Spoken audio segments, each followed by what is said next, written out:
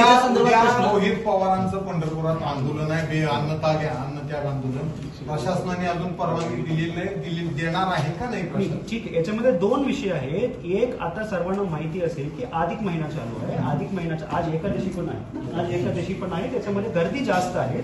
आणि एक दुसरा आचारसंहिता चालू आहे, म्हणजे आचारसंहिता चालू आहे. हा दोन्ही विषय मी रोहित पवार साहेबांना दिले आणि विचार करायला मी सांगितले. म्हणजे तुम्ही परमिशन दिली की नाही?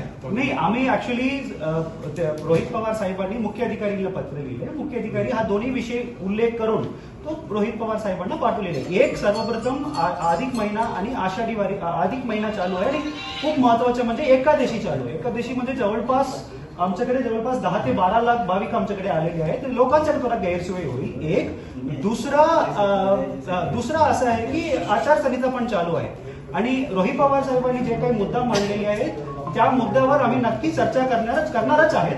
पण मी त्यांना साहेबांना विचार करायला लिहिलेले आहे पत्र. मुख्य कार्यकारी अधिकारी माझ्या वतीने लिहिले.